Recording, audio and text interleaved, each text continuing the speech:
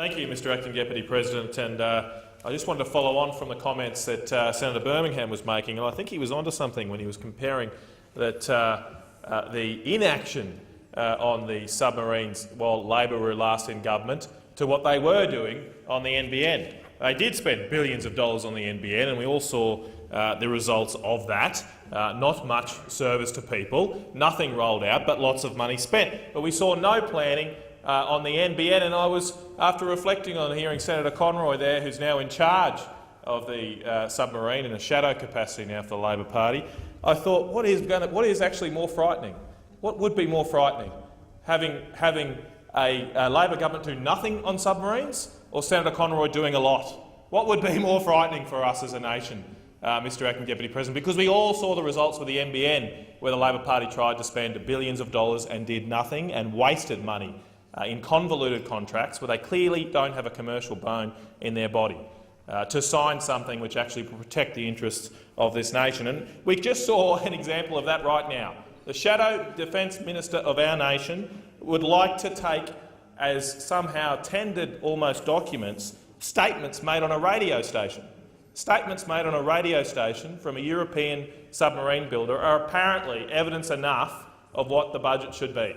Now, if this is how the Labor Party put their budgets together in government, Mr Acting Deputy President, maybe it is starting to explain a lot. It's starting to explain a lot why our budget's blowing out. It's starting to explain a lot why they could never hit a deficit target in their whole period in government. Because apparently it's okay, Senator Gallagher, for us to say a company has said something on the radio, so it must be fact. It must be fact because someone has said they could build something for $20 billion.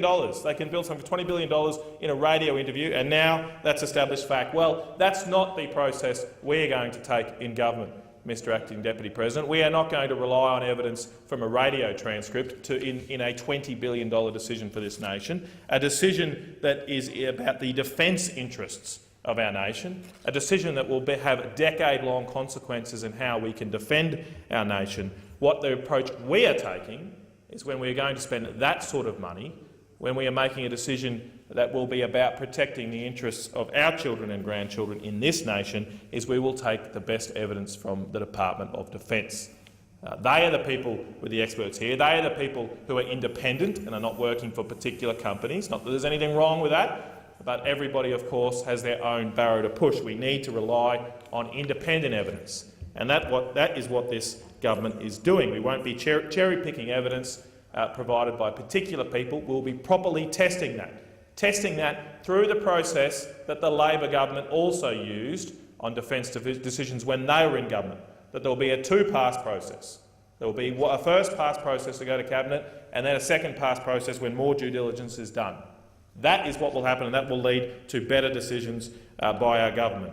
I was also listening to Senator Wong, and she said that we do have the skills here in this nation to build a submarine. Well, I've been to some of the Senate committee hearings. I'm a member of the Senate Economics Committee, and I can't think of one witness who thinks that we can build a submarine alone in this nation.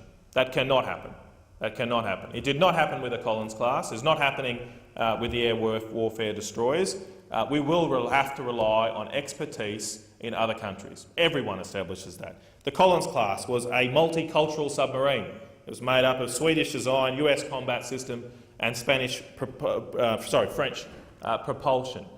We'll have to do the same with any decision we make in the future. It can't be all done here, but there will still be plenty of work done in Australia and particularly at Adelaide, as the Minister has outlined. I also just want to finish with some evidence that was also presented at one of these Senate committee hearings. It was from Mr Glenn Thompson, who's the Assistant National Secretary of the Australian Workers' Union. And he put in his submission that the government, that the project to replace the Success ship, which was a ship that's just been recontracted, should have been approved and announced many years ago. And I put that quote to him and I said, I presume that this means it should have been done more than 1 year ago. And Mr Thompson replied, absolutely, absolutely. So here we have the National Secretary, or Assistant National Secretary of the AWU, saying that the Labor Party should have made that decision years ago on that ship, and their own union bodies are damning them for their inaction. And the reason we're in this spot right now is because they had 6 years to do something on this and did nothing.